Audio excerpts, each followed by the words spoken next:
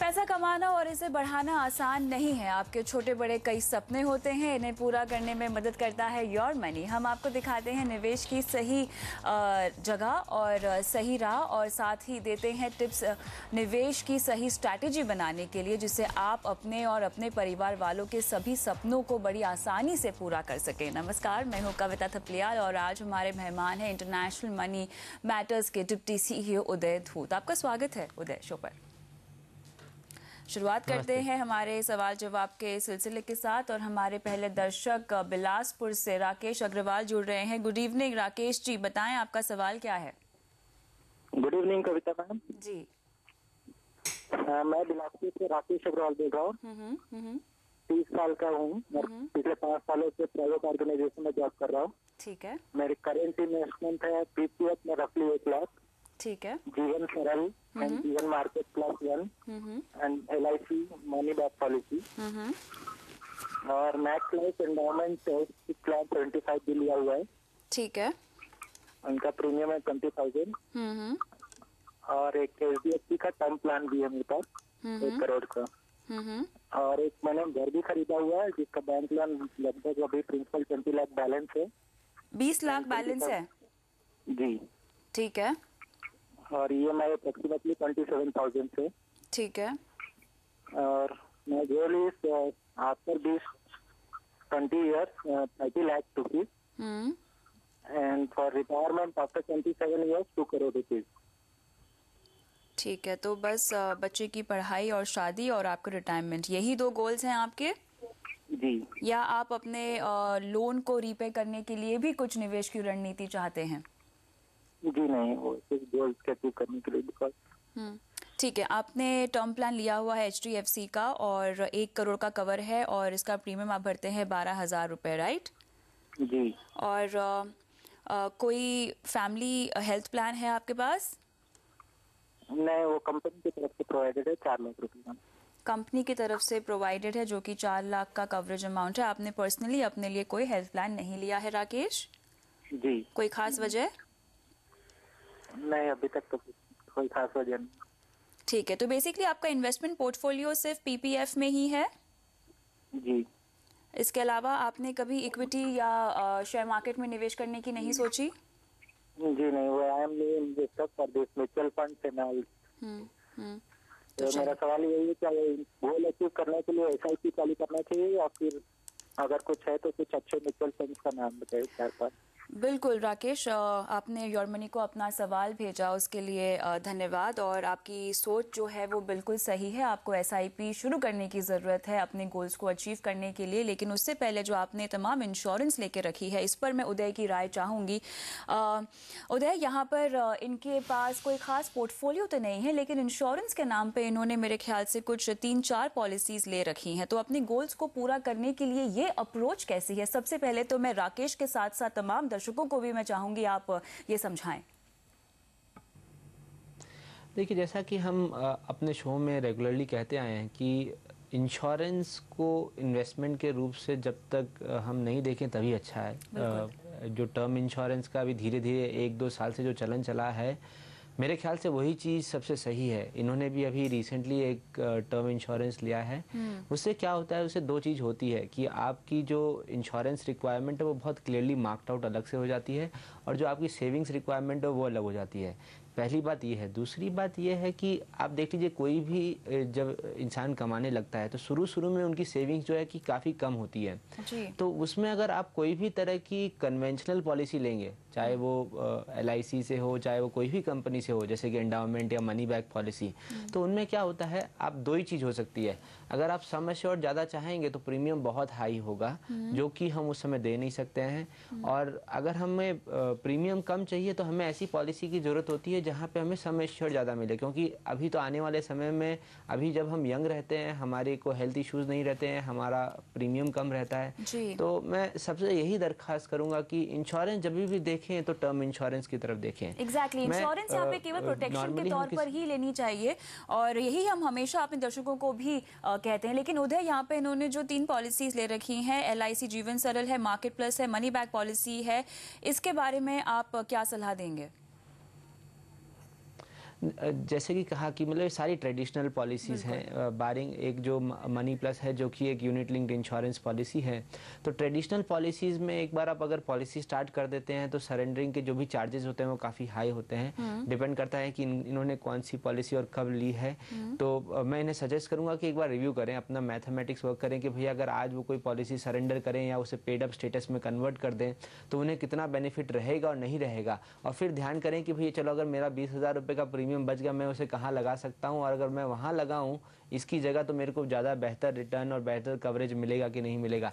कई जगह पे ऐसा होता है कि वो चीज़ लागू होती है, कई जगह पे ऐसा ये भी हो सकता है कि ये चीज़ लागू नहीं हो क्योंकि आपने ऑलरेडी काफ़ी प्रीमियम दे दिया है या फिर आपका जो सरेंडर चार्जेस है वो काफ़ी हाई है। तो वो आप एग्जैक्ट हम जब पॉलिसी डॉक्यूमेंट को देखेंगे तभी हम उन्हें बता सकेंगे कि उसे क्या। लेकिन यहाँ पे जो एक और बहुत ज़रूरी चीज़ है उदय, वो है एक हेल्थ प्लान लेना। तो वो कौन सा रेकमेंड करेंगे आप इन्हें?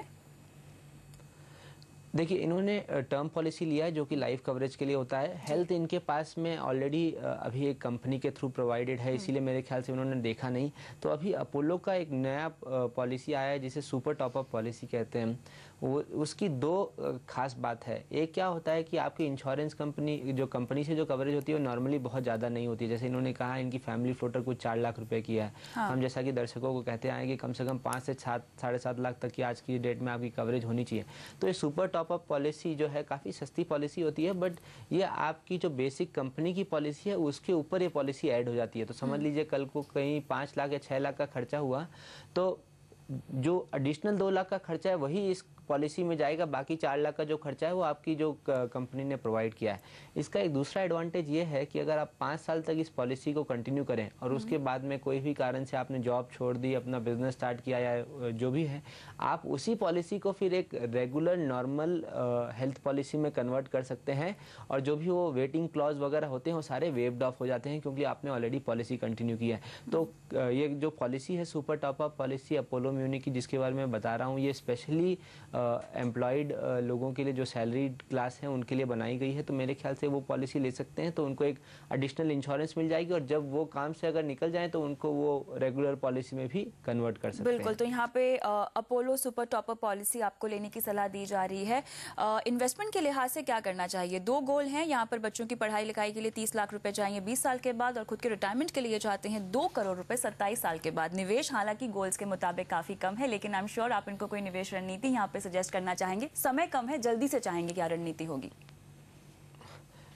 ऐसा है कि अभी तक इन्होंने जो भी इन्वेस्टमेंट किया है वो सब फिक्स्ड इनकम इन्वेस्टमेंट्स किया है, तो काफ़ी सेफ इन्वेस्टमेंट देख रहे हैं। बट जैसा कि हम समझते हैं इन्फ्लेशन को अगर हम बीट करना चाहते हैं लॉन्ग रन में तो इन्हें इक्विटीज़ या रियल एस्टेट में थोड़ा इन्वेस्टमेंट करना ही पड़ेगा। अभी इन्हें सजेस्ट करूँगा कि इनकी मंथली सेविंग जो है थोड़ा एटलीस्ट ये इक्विटीज़ में स्टार्ट करें क्योंकि इन्होंने अभी तक इक्विटीज़ में और म्यूचुअल फंड में निवेश नहीं किया। इन्हें सजेस्ट करूंगा कि लार्ज कैप फंड से स्टार्ट करें, जैसे ICICI फोकस ब्लू चिप या मेरे इंडिया एसेट अपॉर्चुनिटीज़ फंड, ऐसे लार्ज कैप फंड्स की तरफ देखें और जैसे इनका एक्सपोजर इनका समझ बढ़ती जाए may be mid cap fund भी वो ऐड कर सकते हैं। बट इक्विटीज़ में इनका थोड़ा रुझान होना ज़रूरी है क्योंकि आने वाले समय में इन्फ्लेशन को अगर आप बीट करना चाहते हो तो आपको इक्विटीज़ आपकी पोर्टफोलियो में ज़रूरी चाहिएगा। बिल्कुल। और बच्चों की पढ़ाई लिखाई के लिए भी इन्हें इन्हीं फंड्स में निवेश करना चाहिए या आपको लगता है कि तीनों गोल्स के लिए इन्हीं फंड्स में निवेश करेंगे तो बेहतर होगा? देखिए, इन्हीं फंड्स में निवेश कर सकते हैं। जैसा कि इन्होंने अपना रिटायरमेंट का गोल बताया, खाली वहाँ यही कहना चाहूँगा मेरे ख्याल से 2 करोड़ की रकम जो है वो काफ़ी कम होगी। मेरे ख्याल से इनको अपना रिटायरमेंट कॉर्पस जो है वो थोड़ा वो टारगेट बढ़ाना पड़ेगा। फंड्स यही यूज़ कर सकते हैं। खाली बच्चों की पढ़ाई के लिए एक चीज़ ध्यान रखें, बच्चों की पढ़ाई एक ऐसी चीज़ है आप हो या ना हो वो पढ़ाई का खर्चा ज़रूर आएगा। तो इन्वेस्टमेंट के साथ साथ वो 30 लाख या 40 लाख की एडिशनल इंश्योरेंस भी लें। वैसे कि जैसे अगर मैं रिटायरमेंट देखूँ तो अगर मैं नहीं हूँ तो मुझे किसी के लिए रिटायरमेंट की प्लानिंग नहीं करनी है तो उधर इंश्योरेंस की ज़रूरत नहीं है। बट बच्चों की पढ़ाई, बच्चों की शादी, उसके लिए इंश्योरेंस की काफ़ी ज़रूरत है। तो मैं सजेस्ट करूंगा कि वहाँ एक एडिशनल 25 से 50 लाख तक का वो इंश्योरेंस और अपने ऊपर ले। चलिए, तो यहाँ पर राकेश जी तमाम सवालों के जवाब दे दिए हैं। आपने अपने लिए टर्म प्लान लिया हुआ है, ये बहुत अच्छी बात है, लेकिन उसके अलावा तमाम जो इंश्योरेंस पॉलिसीज़ हैं वो शायद आपको रिविजिट करनी होंगी अपने पोर्टफोलियो में। और साथ ही आपको यहाँ पे Apollo super top up plan recommend किया जा रहा है। इन्वेस्टमेंट के लिहाज से आपको फंड्स के नाम दे दिए गए हैं। जल्द से जल्द अपनी एसआईपी की शुरुआत कीजिए। और हाँ, एक बहुत ही अहम बात, अपनी इन्वेस्टमेंट में डिसिप्लिन मेंटेन कीजिए, तभी ही आप अपने गोल्स को अचीव कर पाएंगे। इसी के साथ योर मनी में फिलहाल वक्त है ब्रेक का। ब्रेक के बाद आपको बताएंगे रिटायरमेंट के बाद हर महीने ब्याज पाने के लिए कहाँ करें निवेश। जानने के लिए बने रहिए हमारे साथ।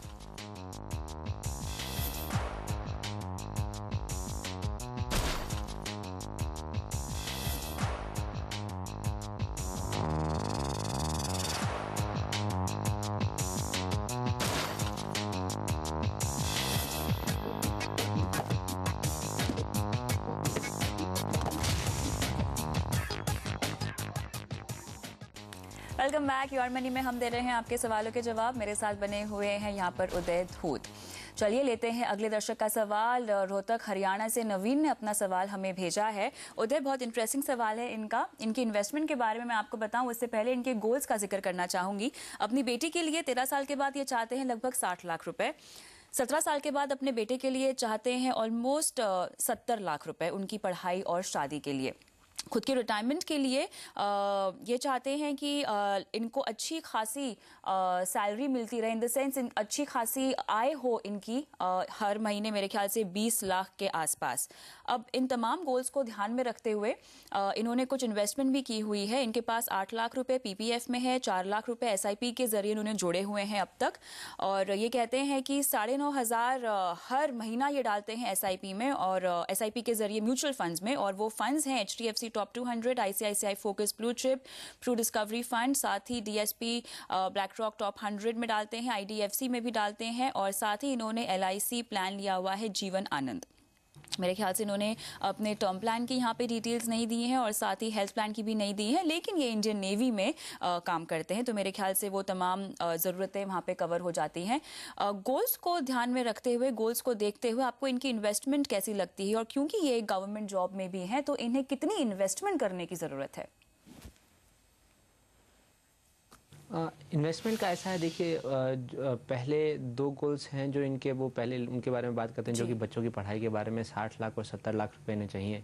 अगर उनकी हम कैलकुलेशन करें 13 साल बाद और 17 साल बाद इन्हें ये पैसे चाहिए, तो लगभग इन्हें महीने के 26,000 रुपये निवेश करना पड़ेंगे। अगर मैं 12% रिटर्न अगर मानता हूँ इनके इन्वेस्टमेंट्स पर, तो मेरे ख्याल से अभी उस लेवल पर ये इन्वेस्टमेंट्स कर नहीं रहे हैं जो जिस लेवल के इनके गोल हैं। और दूसरी बात यहाँ पे एक और चीज़ मैं सजेस्ट करूंगा, क्योंकि जैसे कि मैंने पहले दर्शक को भी कहा कि जहाँ पे बच्चों के गोल्स हैं वहाँ पे इंश्योरेंस की भी ज़रूरत है। इन्होंने अपने इंश्योरेंस के बारे में सिर्फ कहा है कि इनके पास में एक LIC जीवन आनंद है जो कि एक होल लाइफ एंडाउमेंट पॉलिसी है। तो मेरे ख्याल से इन्हें कहीं पर कोई तरह का टर्म इंश्योरेंस तो डेफिनेटली लेना चाहिए। लगभग अपनी कमाई के हिसाब से 1.5 से 2 करोड़ तक का इनको इंश्योरेंस की ज़रूरत मुझे समझ में आ रही है, जिस हिसाब के इनके गोल्स हैं। बाकी जो ये सेविंग्स हैं, अभी इन्होंने कुछ डिटेल्स हमें एग्जैक्टली बताया नहीं है कि इनकी कितनी क्या सेविंग्स हो सकती हैं, बट 26,000 रुपये इनको महीने के बच्चों की पढ़ाई के लिए डालना पड़ेगा। उनको मैं रेकमेंड करूँगा कि एटलीस्ट 75% इक्विटी और 25% डेट में वो पैसा निवेश करें। और उसके अलावा इन्होंने कुछ और इन्वेस्टमेंट्स अपने रिटायरमेंट के लिए बताया। मेरे ख्याल से कहीं पे जो उनकी रिटायरमेंट रिक्वेस्ट है वो जो 20 लाख रुपए पर महीने, कहीं पे मुझे गलती लग रही है वहाँ पर, क्योंकि जो अभी वो सेविंग्स कर रहे हैं उस हिसाब से कभी भी उस नंबर पे तो पहुँच ही नहीं सकते हैं। बट मैं आपको बताता हूँ, मेरी को जो समझ में आ रहा है कि 12 लाख की अभी तक इनकी सेविंग्स है। 8 लाख रुपए पीपीएफ में और 4 लाख रुपए इनके म्यूचुअल फंड्स में है, और 9,500 रुपये ये महीने के महीने SIP इक्विटी फंड्स में कर रहे हैं। जो भी हमने देखे हैं सारे अच्छे फंड्स हैं, कुछ लार्ज कैप फंड्स हैं, एक मिड कैप फंड है, उन पर हम आएंगे फंड्स पर पहले इनका इन्वेस्टमेंट देखें। तो अगर ये 30 साल के अभी हैं और आने वाले 30 साल तक ये रेगुलरली इन्वेस्टमेंट करते रहें, तो लगभग 7.5 करोड़ तक का इनका कॉर्पस जो है आज से 30 साल बाद खड़ा हो जाएगा। और उसमें 2 चीज़ें हैं, अगर मैं महीने के महीने 6% उस समय समझ लीजिए आज से 30 साल बाद इंटरेस्ट मानूं, तो लगभग इनको 3,80,000 रुपये का मंथली इंटरेस्ट आएगा, जिसको मैं अगर आज के डेट में वैल्यू करूं तो इसका यही मतलब होता है कि आज का अगर आपका 50,000 रुपये महीने का खर्चा है तो आपको लगभग 7-7.5 करोड़ रुपए आज से 30 साल बाद चाहिए होंगे रिटायरमेंट के लिए। तो मेरे ख्याल से रिटायरमेंट के हिसाब से तो ये ठीक है जो भी ये सेविंग्स कर रहे हैं, बट इनको अंदाज 50-1,000 रुपये आज की वैल्यू के हिसाब से मिलेंगे। जो बच्चों के गोल्स हैं उनके बारे में इन्होंने खाली गोल्स कहा है, सेविंग्स के बारे में कुछ कहा नहीं है। उनमें डेफिनेटली इन्हें सेविंग स्टार्ट करनी चाहिए और साथ ही में उसके इंश्योरेंस भी इन्हें लेना चाहिए। बिल्कुल, तो यहाँ पर नवीन जी, चूंकि डिटेल्स हमारे पास पूरी नहीं है, लेकिन जो भी डिटेल्स आपने दी है उसके मुताबिक आपको 26,000 का निवेश हर महीने करना होगा अगर आपको अपने गोल्स यहाँ पर अचीव करने हैं। तो जल्द से जल्द अपने निवेश को बढ़ाने की कोशिश कीजिए। जैसे जैसे आपकी आय बढ़ेगी वैसे वैसे आप अपने निवेश को बढ़ा सकते हैं। यही सलाह आपको आज योर मनी में दी जा रही है। इसी के साथ उदय, बहुत बहुत शुक्रिया समय निकालकर आज दर्शकों के सवालों का जवाब देने के लिए। धन्यवाद। और फिलहाल वक्त है एक ब्रेक का। ब्रेक के बाद आपको बताएंगे कल है आईटी रिटर्न भरने की आखिरी तारीख। ब्रेक के बाद देखिए आईटी फॉर्म में कैसे दे कैपिटल गेन से जुड़ी जानकारी और रिटर्न भरने से पहले कैसे बरते सावधानी। बने रहिए हमारे साथ।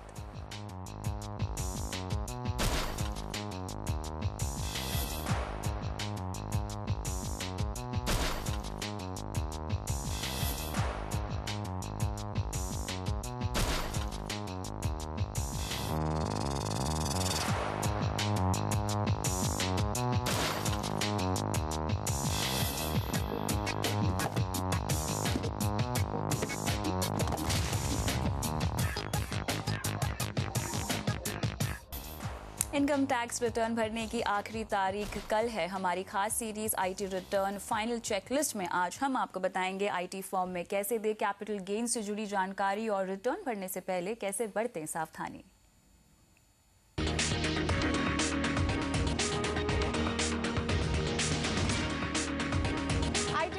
फाइनल चेकलिस्ट में हम कर रहे हैं आपकी मदद और आज हम आपको बताने वाले हैं कि अगर आपको भी फाइनेंशियल ईयर 2013-14 में हुआ है कैपिटल गेन तो रिटर्न भरते वक्त आपको किन बातों का रखना है ख्याल। मेरे साथ हैं हमारे टैक्स गुरु यानी टैक्स एक्सपर्ट सुभाष लखोटिया जी। तो लखोटिया जी, इस बार कैपिटल गेन के लिए एक अलग शेड्यूल भी है, ये बिल्कुल नई बात है जो इस बार के रिटर्न्स में जुड़ी है, तो क्यों जरूरी है, किन बातों का ध्यान रखें टैक्स पेयर्स?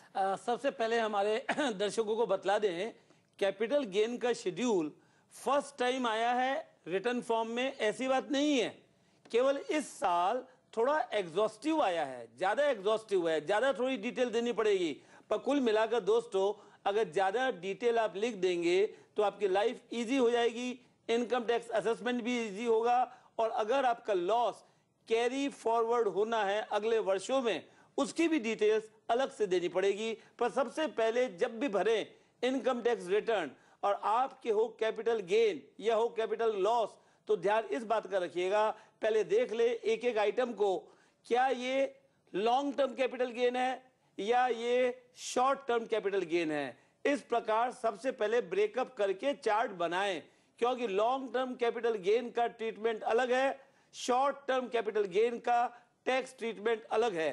इसी प्रकार अगर लॉसेज है, शॉर्ट टर्म में प्रॉफिट भी है लॉस भी है, या लॉन्ग टर्म में प्रॉफिट भी है लॉस भी है, इस साल जो शेड्यूल बनाई है सरकार ने रिटर्न फॉर्म में इतनी एग्जॉस्टिव है कि अपना दिमाग बिल्कुल मत लगाओ, जो जो लिखा है उसको ठीक से भरते जाओ तो आपका आंसर तैयार हो जाएगा। पर हाँ, आधा घंटा लगेगा आपको, पर तब जाके रिटर्न फॉर्म कंप्लीट होगा।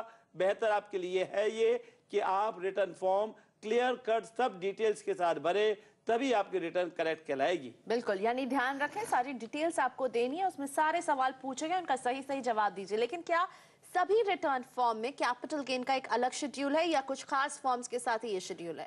कईयों में नहीं है। जैसे फॉर्म नंबर 1 देखें तो जिस व्यक्ति की कैपिटल गेन है वो फॉर्म नंबर 1 भर ही नहीं सकता, उसके अंदर कॉलम ही नहीं है कैपिटल गेन का, बाकी सब जगह कॉलम है। तो यानी ITR 2 और ITR 4 भरने वालों को खास ख्याल रखना है कैपिटल गेन के इस अलग शेड्यूल का। साथ ही में क्या कैपिटल गेन के शेड्यूल में सिर्फ कैपिटल गेन की जानकारी देनी या फिर किस तरह का निवेश किया गया है उस राशि से, इसका भी ब्यौरा देना है? देखिए, कैपिटल गेन कैसे होता है ये जानना पहले जरूरी है। हमने कोई चीज 100 रुपए की खरीदी, 140 रुपए में बेच दिया तो प्रॉफिट हो गया 40 रुपए। अब ये लॉन्ग टर्म है या शॉर्ट टर्म, डिपेंडिंग अपॉन किस दिन खरीदा किस दिन बेचा। तो इसलिए इस कैपिटल गेन के कॉलम में जो आपकी परचेज प्राइस थी वो डेफिनेटली लिखना पड़ेगा, नहीं तो कंप्यूट कैसे होगा कैपिटल गेन। दोस्तों ध्यान रखिए, कैपिटल गेन का सिंपल फॉर्मूला है sale price minus cost price, और कॉस्ट प्राइस इन्फ्लेशन इंडेक्स के हिसाब से, specially long term capital gain है तो, और बैलेंस जो बचा वो हमारा हो गया लॉन्ग टर्म कैपिटल गेन या शॉर्ट टर्म कैपिटल गेन।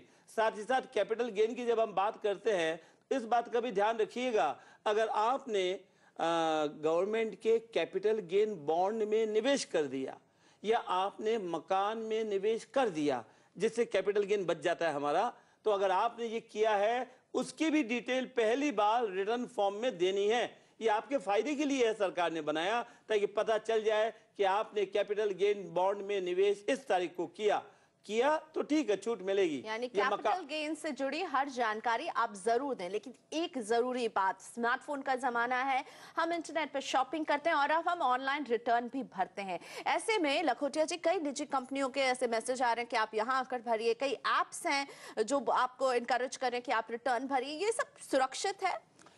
मैं दूसरे व्यक्तियों की अलग अलग वेबसाइट के बारे में कुछ नहीं कह सकता, पर हाँ मेरा ये मानना है सबसे बेस्ट सस्ता सुंदर टिकाऊ formula for the tax payers is to go to the income tax site of the government. आपको बतला दें www.incometaxindia.gov.in, यहां पर अगर जाएंगे तो सारी डिटेल्स आपको मिल जाएगी, यहां तक कि इनकम टैक्स कैलकुलेटर भी मिल जाएगा। वहां पर कैलकुलेटर कोई ले जाने के लिए नहीं, न गिफ्ट के रूप में, वहां पर फिगर लिख दो कितनी इनकम है तो टैक्स फटाफट अपने आप आ जाएगा, और फिर यहाँ पर आप भर दें तो किसी प्रकार का चार्ज नहीं है। जिन लोगों ने यहाँ पर रिटर्न भरी है वे बेहद खुश हैं, पर अगर आपको चलाना भी नहीं आता कंप्यूटर और अपने आप नहीं भर सकते, या सीनियर सिटीजन है पर भरना है रिटर्न आपको ऑनलाइन, तो ऐसे में आप ढेर सारी कंपनियां हैं जो ये सर्विसेज ऑफर करती हैं, उनसे हमेशा उनके सर्विसेज लेने के पहले चार्जेस पूछ ले और तहकीकात कर ले उनके क्रेडेंशियल्स के बारे में, फिर वहां पर जाके उनके थ्रू भी आप भर सकते हैं। बिल्कुल, क्योंकि आप जो जानकारी देंगे वो बेहद निजी है, संवेदनशील है, इसलिए इसका ख्याल रखना जरूरी है कि आप कहां किन के पोर्टल का इस्तेमाल कर रहे हैं। एक और आखिरी सवाल चलते चलते, 31 जुलाई है आखिरी तारीख जिसके हम बेहद करीब आ गए। लखोटिया जी, बढ़ सकती है ये तारीख, क्या उम्मीद करें? गारंटेड नहीं बढ़ेगी, ऐसा मेरा मानना है। तो चलिए, बिल्कुल नहीं बढ़ने वाली है, लखोटिया जी ये कह रहे हैं, इसलिए आखिरी तारीख तक इंतजार ना करें। अगर अभी तक नहीं भरा है तो जल्दी से भरिए रिटर्न। हमें ये इजाजत दीजिए, नमस्कार।